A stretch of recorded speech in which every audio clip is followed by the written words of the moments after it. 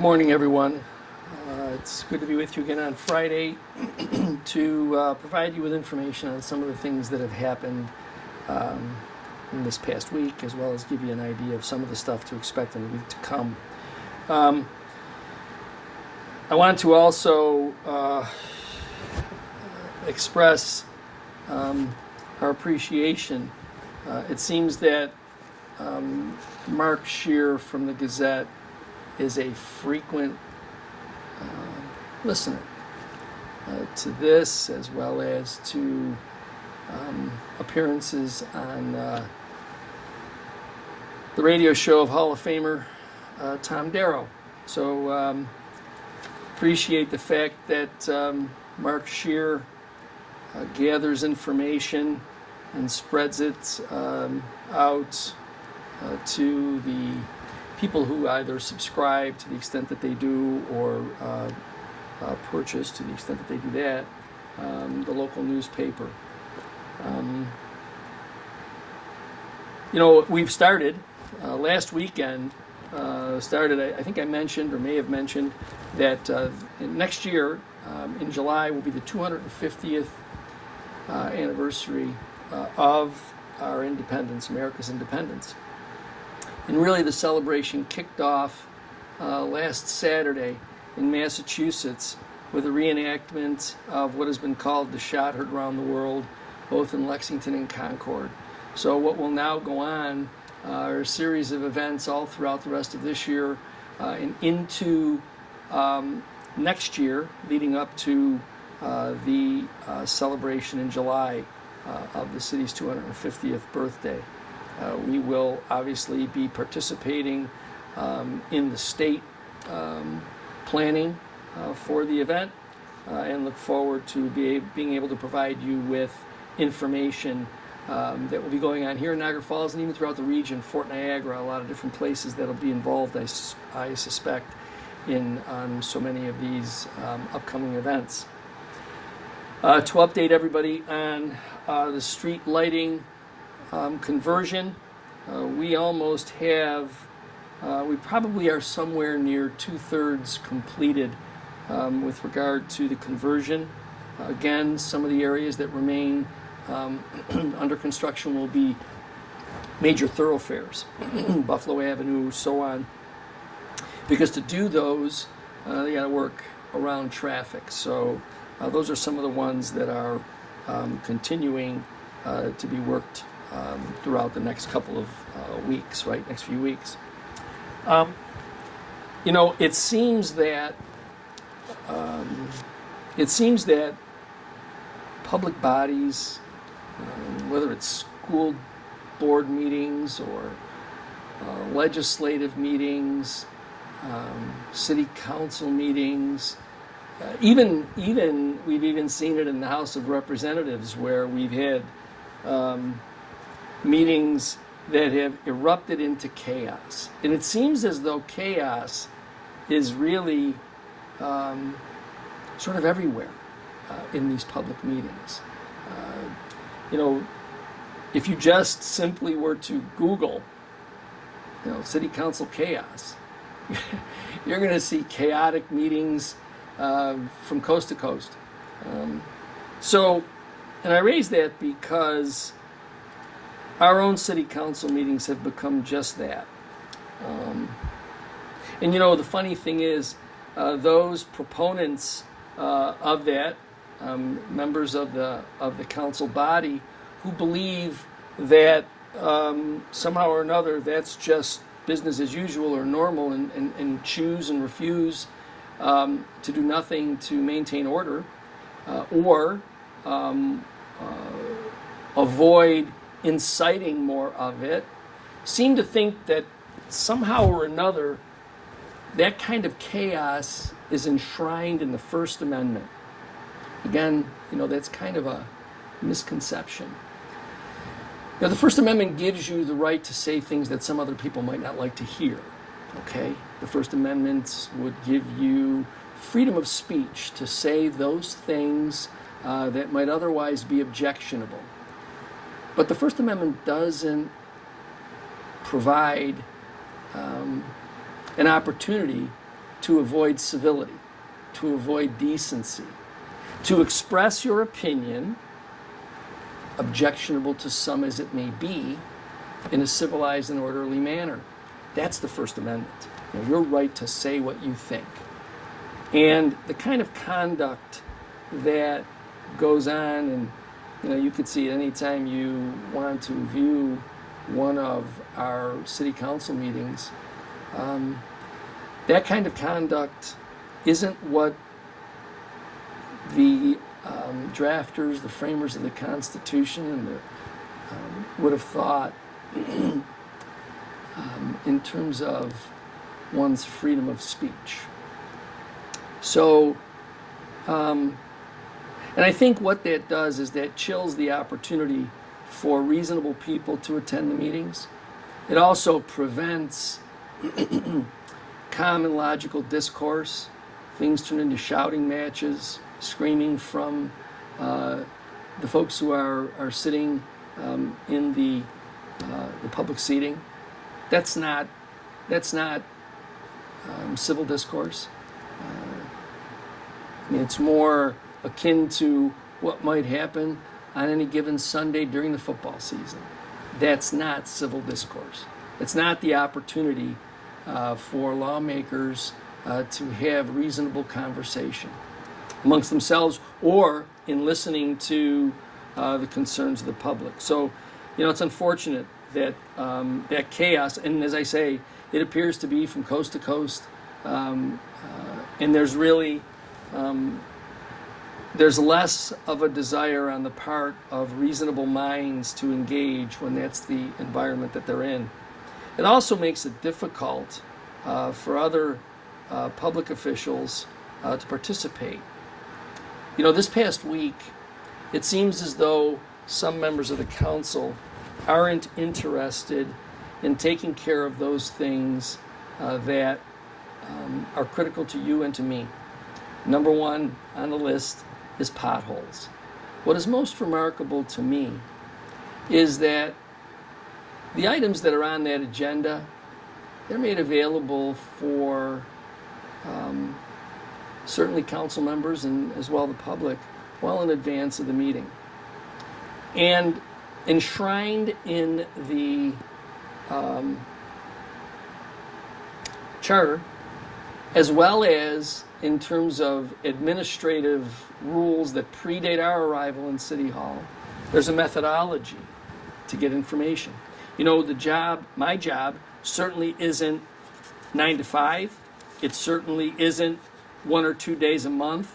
And it certainly isn't an opportunity for me to try and jam everything in just a few hours before I have to go and make decisions on certain things.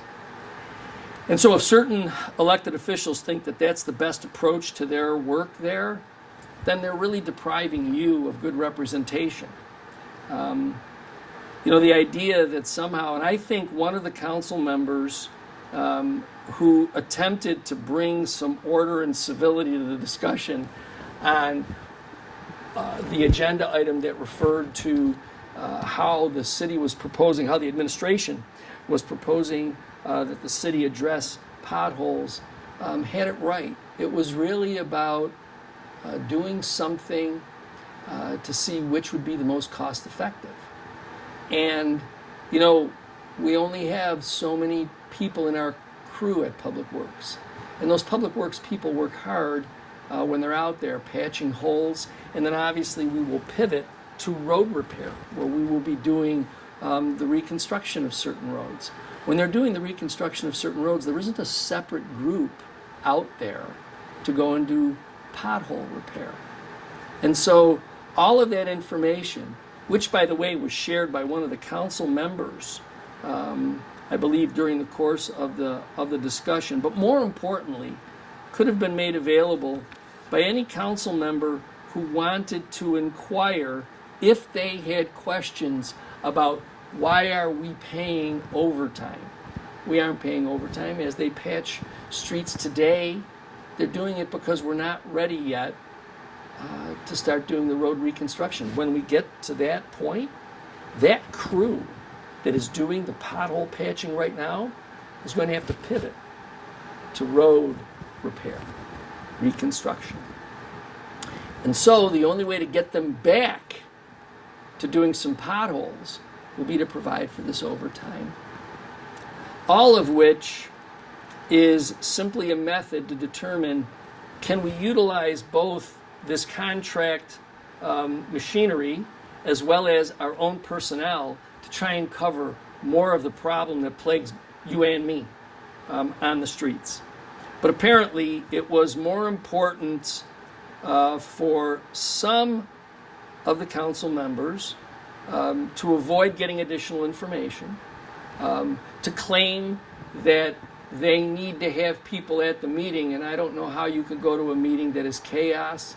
That would be nothing more than the continued shouting, jeering, or whatever else goes on there.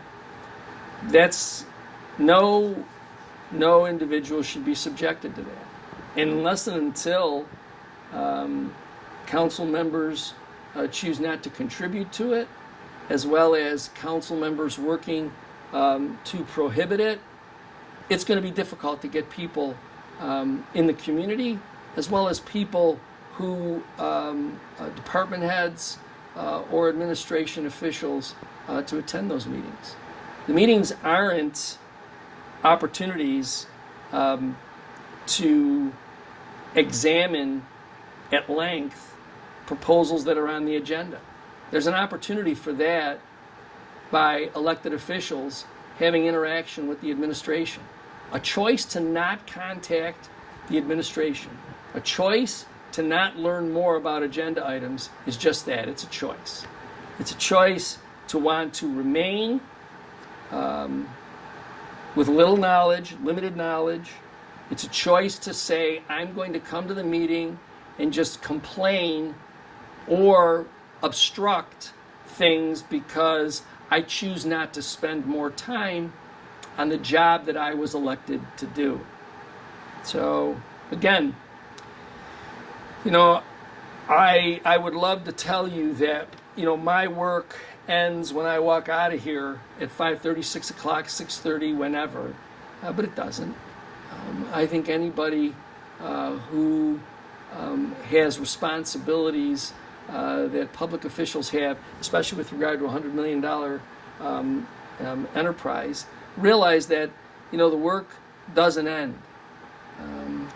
After hours, if you want to call it that, because in reality I don't have after hours, but after hours, there's still things that can be done.